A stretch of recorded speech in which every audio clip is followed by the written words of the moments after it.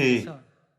ဒီမြေကြီးကိုကြွလာပြီးတော့39နှစ်ဧဝံဂေလိဘဝကိုအဆုံးသတ်ပြီးကောင်းကင်တက်သွားတဲ့အဓိပ္ပာယ်ရှိတဲ့ဒီနေ့မှာကောင်းကင်ဖေရဲ့အလိုတော်ကို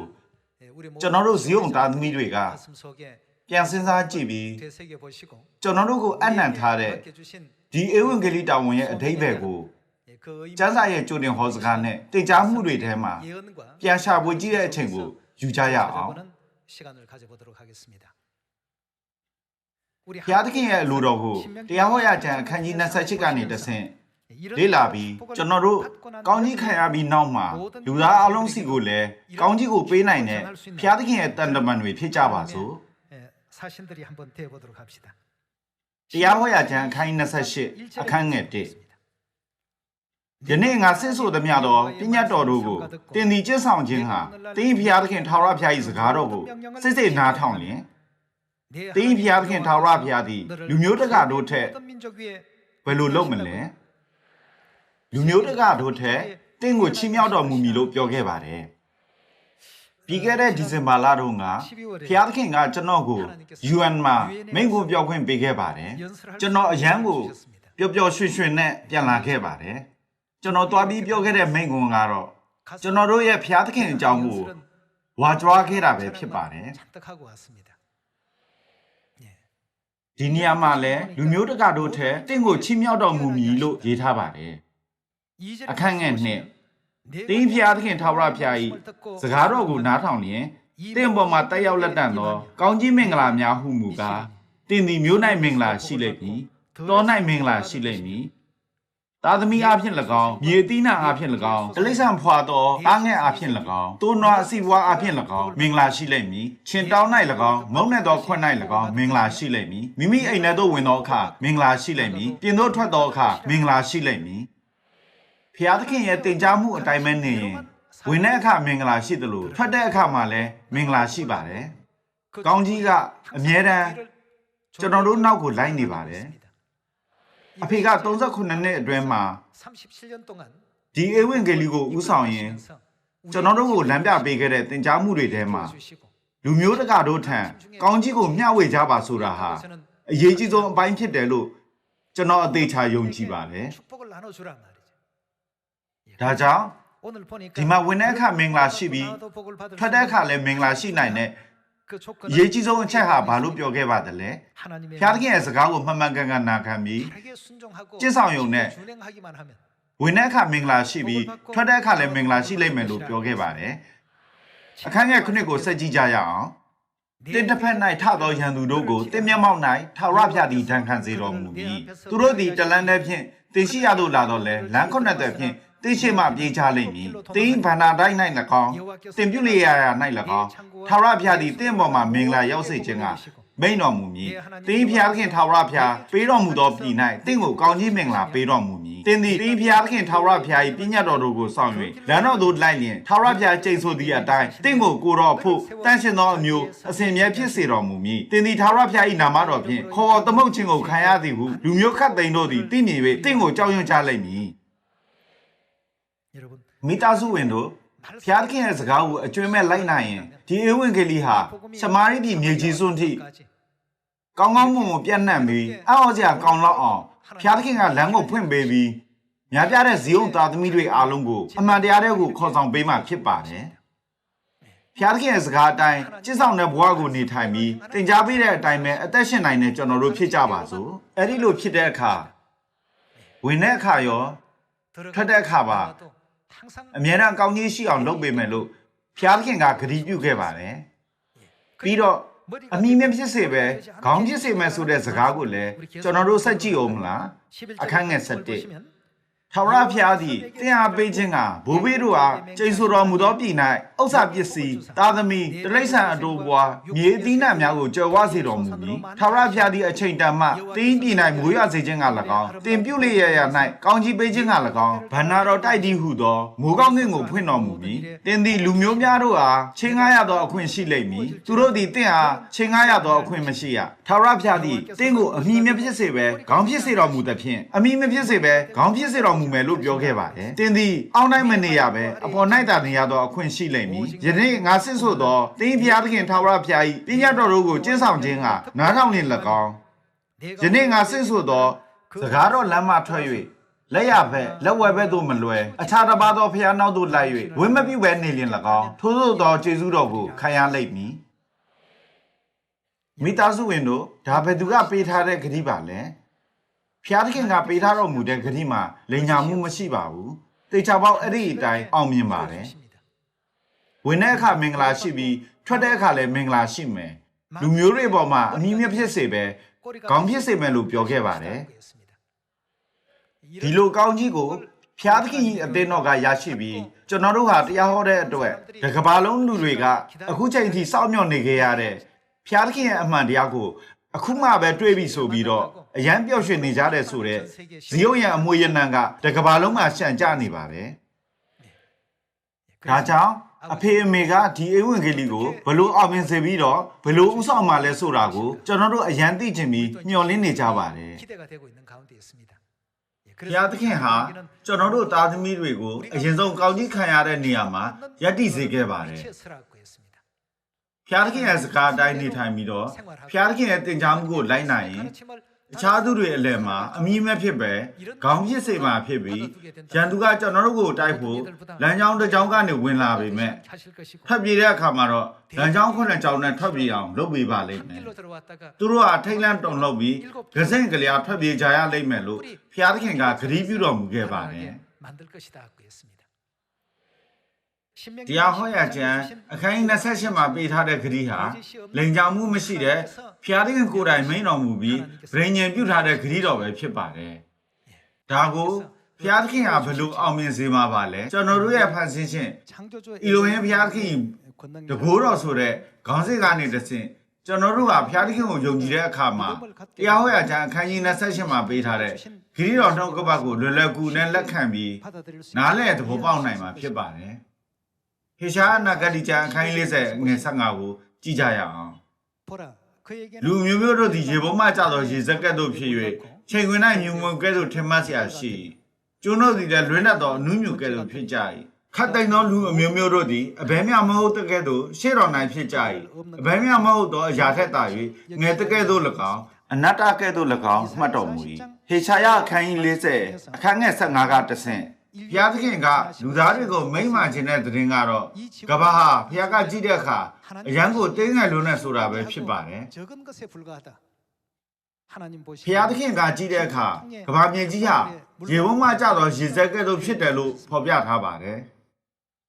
ကျွန်တော်တို့မှာဘုရားသခင်နဲ့တူညီတဲ့အမြင်မျိုးရှိရင်ဧဝံဂေလိဟောပြောတဲ့အမှုဟာဘာကြောင့်လွယ်လွယ်ကူကူနဲ့ပြင်းမြောက်အောင်မြင်လိမ့်မလဲဆိုတဲ့အဖြေကိုရနိုင်ပါတယ်ဒီဘာမြေကြီးဟာအချင်း12960ကီလိုမီတာ9919.5မိုင်လောက်ရှိပါတယ်ကျွန်တော်တို့ဟာအခုထက်ထိကမ္ဘာပေါ်မှာနေပြီးတော့ကမ္ဘာရဲ့ပုံစံကိုပြန်ကြည့်တဲ့အမြင်နဲ့ပဲရှိနေခဲ့ပါတယ်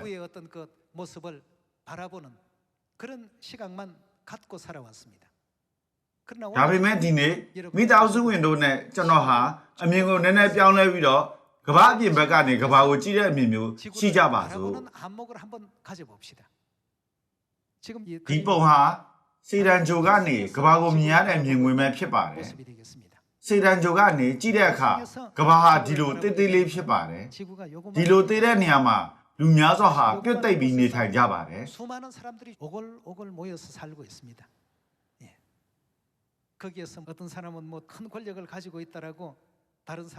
အဲ့ဒီနေရာမှာတချို့ကကိုယ့်ရဲ့ဩဇာအာဏာကိုဝါကြွားပြီးသူတစ်ပါးကိုအထင်မြင်သေးကြပါတယ်တချို့ကတော့ကိုယ့်ရဲ့ကြွယ်ဝချမ်းသာမှုကိုဝါကြွားကြပါတယ်သူတို့ဘာပဲလုပ်လို့ဒီကမ္ဘာပေါ်မှာဖြစ်ပျက်နေတဲ့အရာတွေဟာဒီအဆက်လိုမျိုးတေးသေးလေးပဲဖြစ်ပါတယ်ဒါဟာကမ္ဘာကြိုပါဝင်နေတဲ့နေအဖွဲ့အစည်းပဲဖြစ်ပါတယ်ဗုဒ္ဓကြိုတောက်ကြကြိုကဘာဂျိုအင်္ဂါဂျိုကြာသာပရိဂျိုစေတန်ဂျိုရွေးနတ်ဂျိုနဲ့နောက်ပြီးပါလဲနပ်ဂျွန်းဂျိုဂျိုရီအားလုံးကိုတကယ်အရွယ်စားတဲ့ချုပ်ပြီးဖော်ပြထားပါတယ်ကဘာဂျိုကဘယ်လိုပါလဲကြီးသလားတိတ်သလားစေတန်ဂျိုကတော်တော်လေးကြီးပါတယ်ပြီးတော့ဂျူပီတာဂျိုကလည်းအတော်ကြီးပါတယ် တကယ်လို့ဖျားသခင်ကဂျိုတွေပေါ်မှာအေဝံဂေလိဟောပြောရမှာဖြစ်လို့ဂျူပီတာဂျိုတို့စေတန်ဂျိုတို့မှာအေဝံဂေလိဟောဖို့ကျွန်တော်တို့ကိုမိန့်တော်မူခဲ့ရင်ကျွန်တော်တို့ဟာဆယ်စုနှစ်အနည်းငယ်ရာစုနှစ်အနည်းငယ်ပူကြတဲ့အထိအလုံးလုံးကြရမလားမသိပါဘူး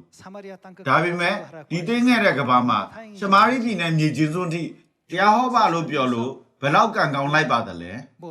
ဒီလိုနေရာမှာနေထိုင်ပြီးကျွန်တော်တို့ကအောင်မြင်တဲ့သူမအောင်မြင်တဲ့သူအင်အားကြီးမားတဲ့သူအင်အားမရှိတဲ့သူငွေကြေးကြော်ဝါတဲ့သူငွေကြေးထုတ်တဲ့သူဆိုပြီးတော့ခွဲခြားကြပါတယ်ဒီလိုခွဲခြားတာဟာဘယ်တော့ဝမ်းနည်းစရာကောင်းလိုက်ပါသလဲအားလုံးဒီသိငယ်တဲ့ကဘာထဲမှာဖြစ်ပျက်နေတဲ့ကိစ္စတွေပါပဲကဘာမှာဘယ်သူကငွေအရှာနိုင်ဆုံးလဲလို့မေးတဲ့အခါလူတွေက Microsoft တည်ထောင်သူ Bill Gates လို့ဖြေကြပါတယ်တနေ့အတွင်းသူရတဲ့အမြတ်ပမာဏဟာအရန်ကိုကြီးမားပါတယ်ကျွန်တော်တို့စိတ်ကူးကြည့်လို့တောင်မရနိုင်ပါဘူးဒါကြောင့်လူတွေကသူ့ကိုဒီလောကမှာအချမ်းသာဆုံးပုဂ္ဂိုလ်ဖြစ်နေထောက်ခံကြတာပါ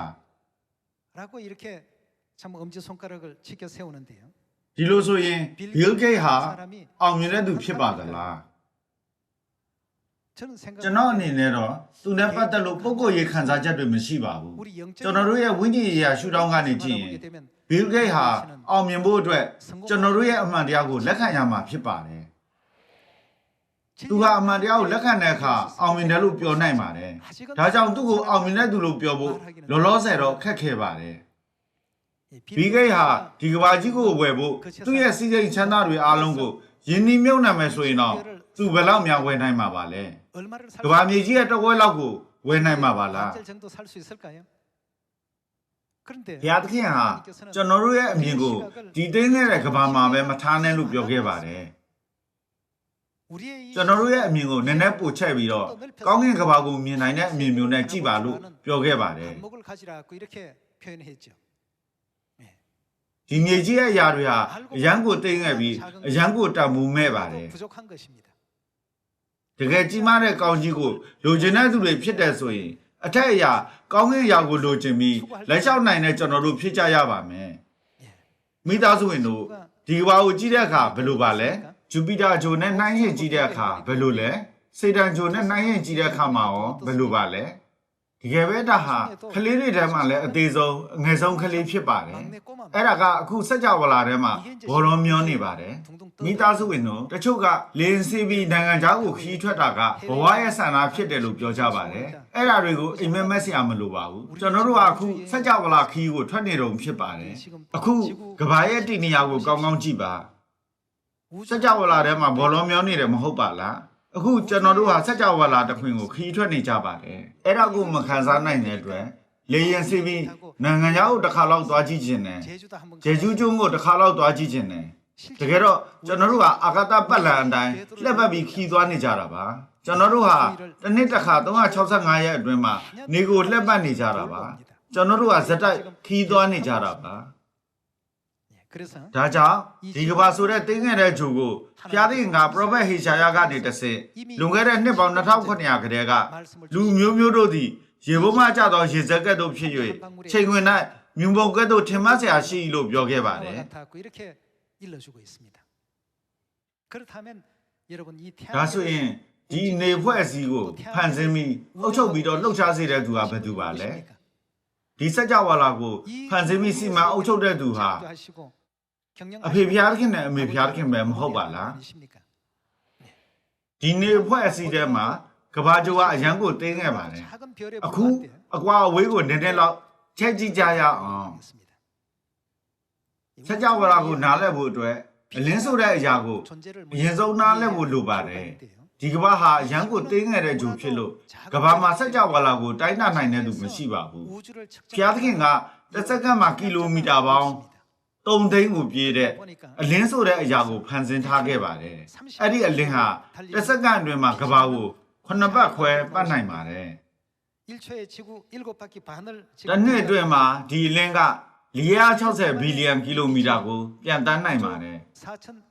ဒါကျဲတွေရဲ့ဂျားအကွာဝေးကိုတိုင်းတာဖို့အတွက်ဖျားသခင်ဖန်ဆင်းထားတဲ့တိုင်းတာတဲ့စံနှုန်းပဲဖြစ်ပါတယ် ဒီကဘာပေါ်မှာတော့ဒီလိုစံနှုန်းမျိုးမလိုအပ်ပါဘူး။တစ်နှစ်အတွင်းမှာအလင်းကခီးသွားတဲ့အကွာအဝေးကိုအလင်းနှစ်တစ်နှစ်လို့ခေါ်ပါတယ်။အလင်းဟာတစ်နှစ်အတွင်းမှာ9 trillion 460 billion ကီလိုမီတာထိခရီးသွားပါတယ်။ကျွန်တော်တို့ရဲ့ကဘာဂျိုတည်ရှိတဲ့နေရာကျွန်တော်တို့ရဲ့နေအဖွဲ့အစည်းကိုတေချာကြည့်ပါကျွန်တော်အိန္ဒိယနဲ့နီပေါကိုအလဲသွားတော့ကအဲ့ဒီကမိသားစုဝင်တွေဟာဝေးကြီးမှရှိတဲ့အရာကိုကောင်းကောင်းမြင်နိုင်တဲ့အမြင်အာရုံကောင်းတယ်လို့ကြားခဲ့ပါတယ်ဒါကြောင့်ကျွန်တော်ကမိသားစုတွေကိုမေခွန်းတစ်ခုထုတ်ခဲ့ပါတယ်သင်တို့အမြင်အားကောင်းတယ်လို့ကျွန်တော်ကြားခဲ့တယ်ဒါဆိုကျွန်တော်တို့ရဲ့နေအဖွဲ့အစည်းထဲမှာကဘာဂျိုကဘယ်မှာရှိလဲရှာကြည့်ပါ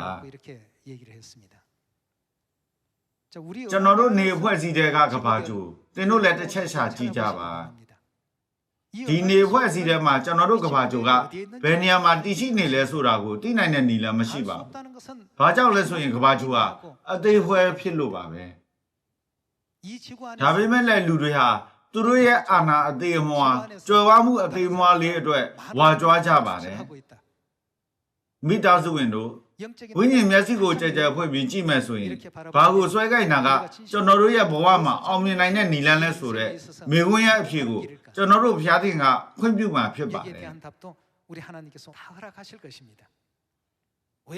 ဘာကြောင့်ကျွန်တော်တို့ရဲ့ဘုရားသခင်ဟာမြေကြီးရာထက်ကောင်းကင်ရာကိုပို့ဆွဲလန်းပြီးတော့ကောင်းကင်ရာကိုရှာခိုင်းခဲ့တာပါလေ။ကမ္ဘာအပြင်ဘက်တော်တော်ဝေးဝေးကနေဒီကမ္ဘာကိုငုံကြည့်ရင်အဖြေကိုလွယ်လွယ်ကူကူတွေးနိုင်ပါတယ်ကျွန်တော်တို့ရဲ့ကျေစုကအချင်းတသိန်းအလင်းနှစ်ရှိတယ်လို့ဆိုထားပါတယ်အလင်းဟာအလင်းနဲ့တသိန်းပြည့်တဲ့အခါမှာကျွန်တော်တို့စัจ java လာရဲ့အစွန်းတစ်ဖက်ကနေတစ်ဖက်အထိခရီးသွားနိုင်ပါတယ်တကယ်ကိုအားသိစရာကောင်းတဲ့လောကမဟုတ်ပါလားဒီကမ္ဘာကိုဘယ်သူကဖန်ဆင်းခဲ့ပါတယ်လဲအီလိုဟင်ဘုရားသခင်အဖေဘုရားသခင်အမေဘုရားသခင်ကဖန်ဆင်းတဲ့ကမ္ဘာဖြစ်ပါတယ်ဘယ်သူကစီမံအုပ်ချုပ်နေပါသလဲဖျားသခင်ကစီမံအုပ်ချုပ်နေပါတယ်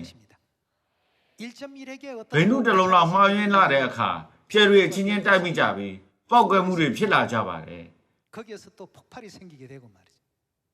ကျဲတွေချင်းချင်းမတိုက်မိအောင်အရန်ကိုတိတိကျကျထိချုပ်စီမံနေတဲ့သူဟာကျွန်တော်တို့ရဲ့ဖျားသခင်ပဲဖြစ်ပါတယ်ဒီကဘာကိုအလိုလိုပေါ်လာတဲ့ကဘာဖြစ်တဲ့တဘာဝပဲလို့ပြောတဲ့သူဟာမိုက်မဲတဲ့သူဖြစ်ပါတယ်ကျွန်တော်တို့ရဲ့နေဖွဲ့စည်းမှာနေနဲ့တူတဲ့ကျဲက300ဘီလီယံလောက်ရှိပါတယ်ဒါကြောင့်လူတစ်ယောက်ဟာဒီကဘာဂျိုပေါ်မှာထိတ်ဆုံးဖြစ်လာတယ်ဆိုရင်တော့အဲ့ဒါအဆက်သေးသေးလေးအပေါ်မှာငါကွာဆိုပြီးကြုံဝါနေတာနဲ့အတူတူပါပဲဒါဆို200ဘီလီယံလောက်ရှိတဲ့ကျဲကိုကျွန်တော်တို့ရေတွက်ကြည့်မယ်လို့ဆိုကြပါစို့တစ်စက္ကန့်မှာကျဲတစ်လုံးကိုရေတွက်မယ်ဆိုရင်နှစ်ပေါင်း6000ကျော်ကြာပါတယ်ကျဲရေတွက်ကမနယ်ဘူးဆိုတာကိုပြောချင်တာပါနှစ်ပေါင်း6000ဆိုရင်အာဒံလက်ထက်ကနေအခုချိန်အထိဖြစ်ပါတယ်ဒါဆိုကျွန်တော်တို့ရဲ့ပထမဆုံးယုံကြည်ခြင်းဘိုးဘေးဖြစ်တဲ့အာရန်လက်ထက်ကစပြီးအခုထိကျွန်တော်တို့ရဲ့နေအဖွဲ့အစည်းတွေကကျဲတွေကိုတစ်စက္ကန့်မှာတစ်လုံးစီရေတွက်ရင်တော့မရေတွက်နိုင်တဲ့ပမာဏဖြစ်ပါတယ်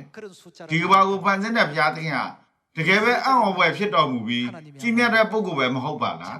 အဲ့ဒီဘုရားသခင်ကိုကျွန်တော်တို့ဟာကျွန်တော်တို့အဖေ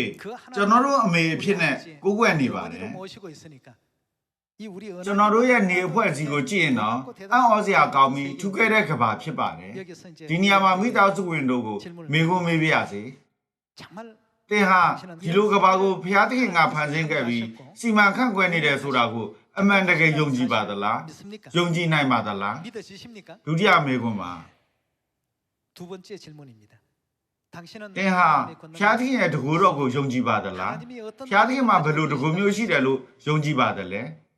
အီလိုဟင်ဘုရားသခင်ဟာစัจ java လာတစ်ခုလုံးကိုဖန်ဆင်းခဲ့ပြီးစัจ java လာတစ်ခုလုံးကိုစီမံအုပ်ချုပ်နေတော်မူတဲ့ဘုရားသခင်ဖြစ်ပါတယ်ကျွန်တော်တို့ဟေရှာယအခန်းကြီး40မှာကြည့်တဲ့အခါကဘာဂျိုဟာရေပုံးမှကျသောရေစက်ကဲ့သို့ချိန်ဝင်နိုင်မြူပုံကဲ့သို့ဖြစ်တယ်လို့ပြောထားပါတယ်ကဘာကိုဒီလောက်တောင်သေးတယ်လို့ထင်တဲ့သူကကျွန်တော်တို့ရဲ့ဘုရားသခင်ပဲဖြစ်ပါတယ်တင်ဟာဖေဘုရားသခင်နဲ့အမေဘုရားသခင်မှာဒီစัจ java လာကိုဖန်ဆင်းပြီးစီမံအုပ်ချုပ်နိုင်တဲ့တကူရှိတယ်လို့အမှန်တကယ်ယုံကြည်ပါသလား ဒီနေ့ဒီနေရာမှာရှိတဲ့သူတွေအားလုံးဟာကောင်းကြီးရရှိကြမှာဖြစ်ပါတယ်ကျွန်တော်တို့ဟာအဖေဘုရားသခင်နဲ့အမေဘုရားသခင်ရဲ့တာသမီတွေဖြစ်ပါတယ်ဒီအကြောင်းကိုလည်းယုံကြည်ပါသလားဒါဆိုကျွန်တော်တို့ဟာအဖေမေရဲ့တကူတော်အားဖြင့်တကဘာလုံးကိုတရားဟောခြင်းကိုဆက်ဆက်အောင်မြင်နိုင်ပါတယ်ဘာဖြစ်လို့လဲဆိုရင်ဘုရားသခင်ကဒီလိုပြောခဲ့တယ်မဟုတ်ပါလားငါဒီကကဘာကုန်သည်တိုင်အောင်တင်တို့ရဲ့အတူရှိသည်ငါဒီတင့်ကိုအမှန်တကယ်မားစမည်ပုံကြီးတစ်ပုတ်နဲ့ကဆက်ကြဝဠာကိုကြည်ပါဒီလိုကဘာကိုစီမံခန့်ခွဲပြီးတော့ဒီလိုကဘာကိုဖန်ဆင်းတော်မူတဲ့ဘုရားသခင်ကကျွန်တော်တို့ကိုကူညီမယ်လို့ဂရုပြုတော်မူခဲ့ပါတယ်ဒီနေ့လေတရားဟောရာကျမ်းအခန်းကြီး28မှာဝင်တဲ့အခါမင်္ဂလာရှိပြီးထွက်တဲ့အခါမှာလည်းမင်္ဂလာရှိတယ်လို့မပြောဘူးလားကျွန်တော်တို့ရဲ့ဘဝ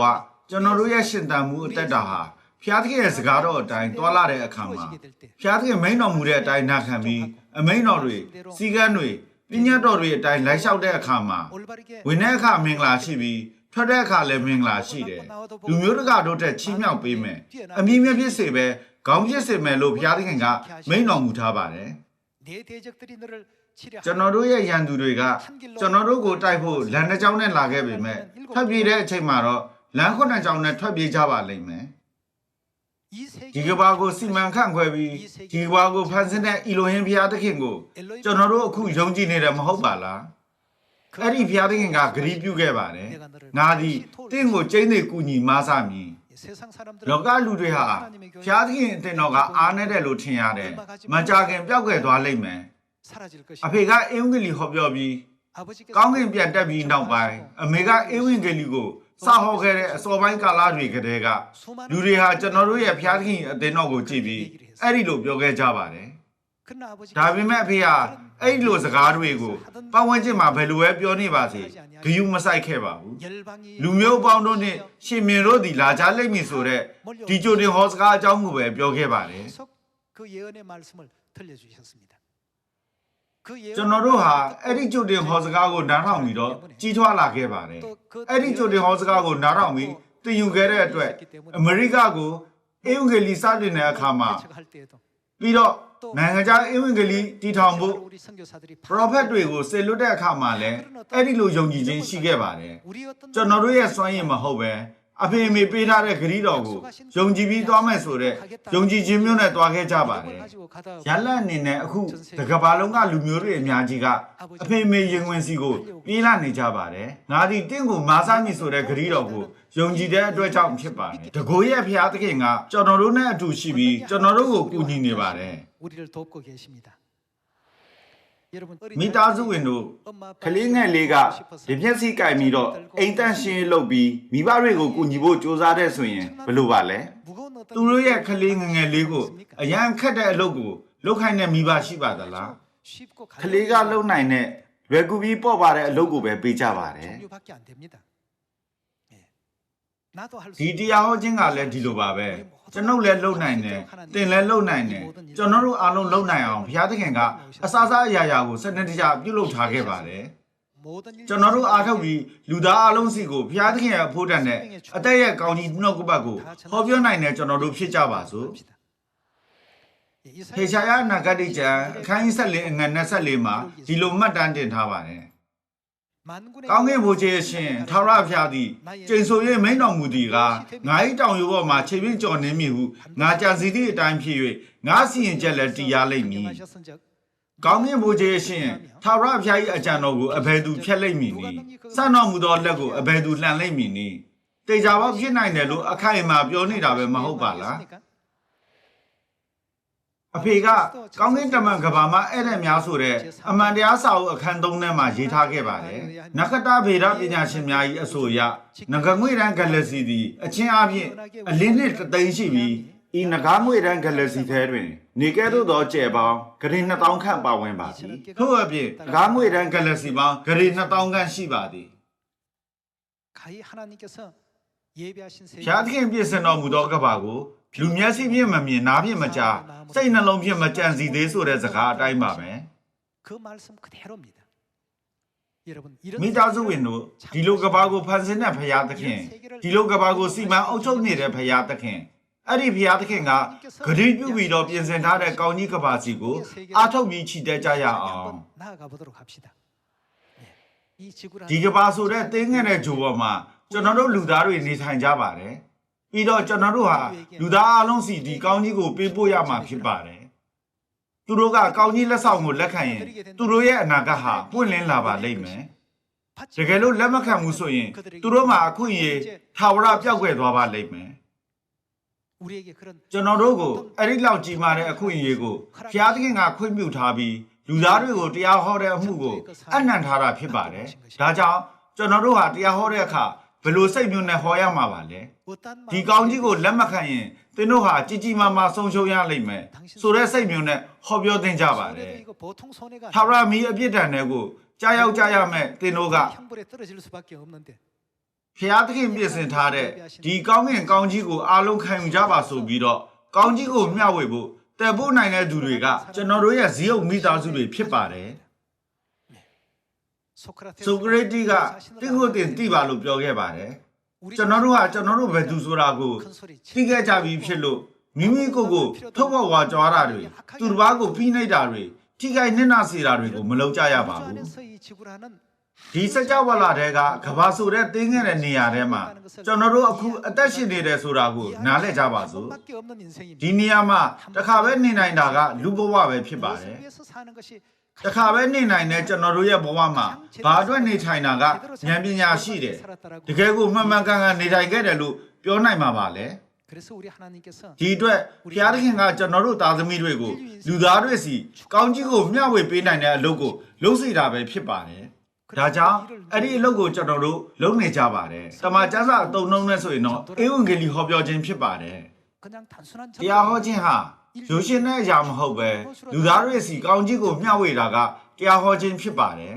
ဒါကိုလက်ခံရင်ဘုရားသခင်ကကျွန်တော်တို့စိတ်ကူးကြည့်လို့တော့မရနိုင်နဲ့အတိုင်းအတာမတူညီတဲ့ကဘာကိုအမွေအဖြစ်ကောင်းကြီးပေးဖို့ပြင်ဆင်နေတော်မူပါတယ်ဘုရားသခင်ဟာဘာမှမဟုတ်တဲ့ဒီတင်းခဲ့တဲ့ကဘာကြိုးကိုစိတ်ဝင်စားပေးတော်မူခဲ့ပါတယ်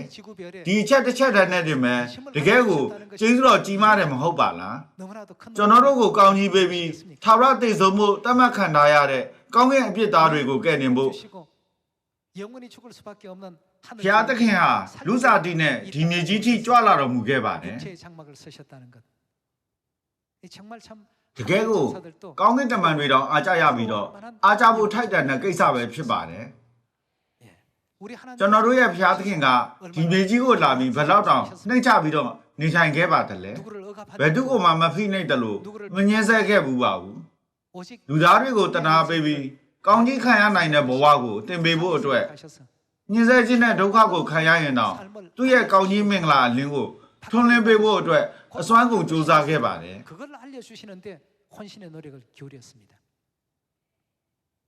အဖေအန်ဆောင်ဒီမြေကြီးကိုကြွလာပြီးရှောက်ခဲ့တဲ့38နှစ်ဧဝံဂေလိလမ်းဘဝကအဲ့ဒီလိုပါပဲဒါဆိုရင်ကျွန်တော်တို့လည်းဒီနှစ်မှာအဖေရဲ့အလိုတော်ကိုမှန်မှန်ကန်ကန်လက်ခံပြီးလူသားအလုံးစီကိုကောင်းကြီးရှိတဲ့အသက်ရဲ့သတင်းကိုတည်ဆောင်ပေးကြဖို့မျှော်လင့်ပါတယ်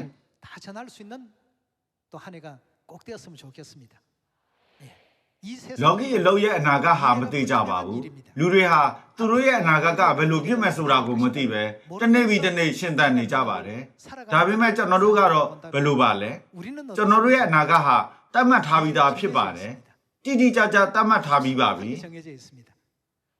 ဧဝံဂေလိဟာရှမာရိပြည်မြေကြီးစွန်းထိပြန့်နှံ့မှာဖြစ်ပြီးပျောက်ဆုံးခဲ့တဲ့ကျွန်တော်တို့ရဲ့ကောင်းကင်မိသားစုဝင်တွေအားလုံးကိုရှာတွေ့မှာဖြစ်ပြီး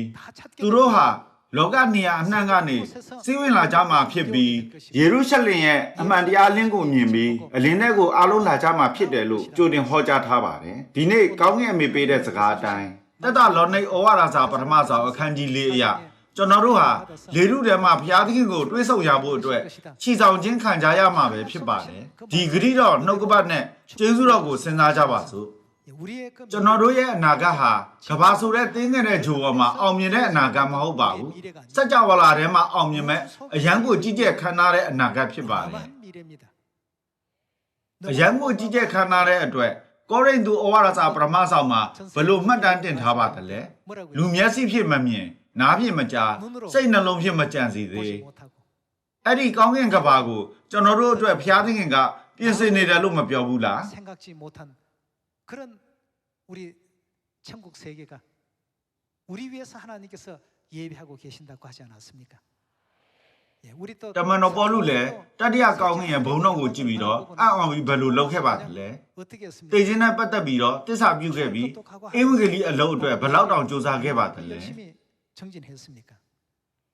왜냐하면 လောကအမြင်နဲ့ကြည့်ရင်တမန်တော်ပေါ်လူကကောင်းမွန်တဲ့မိသားစုကနေဆင်းသက်လာတယ်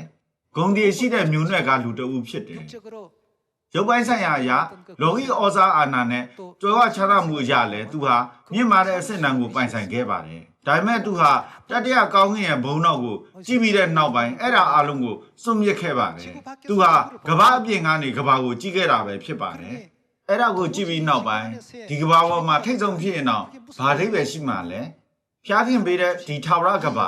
ပိုကြီးမားတဲ့ကမ္ဘာအတွက်ဖျားခင်ဖွင့်ထားတဲ့လမ်းကိုပြေးသွားမယ်လို့စဉ်းစားခဲ့ပါတယ် 이렇게 해서 သူကကျမ်းစာထဲမှာအထက်ရမခေါ်တော်မူခြင်းနဲ့ဆိုင်သောစုကိုရခြင်းကပန်နှုတ်နိုင်သို့ငါလိုက်ပြေးလို့မှတ်တမ်းတင်ထားတယ်မဟုတ်ပါလား 여러분도 저도 어떻게 ကျွန်တော်တို့လည်းဘယ်လိုနေမှတစ်ချိန်ပဲဖြစ်တဲ့ဒီဘဝဟာစုချင်းမြင့်ခံရဖို့ထိုက်တန်ပြီးအဓိပ္ပာယ်ရှိတဲ့ဘဝဖြစ်နိုင်မလဲဆိုတာကိုနောက်ထပ်စဉ်းစားကြည့်နိုင်တဲ့တစ်နှစ်တာဖြစ်ကြပါစို့ 아직도 အခုထိ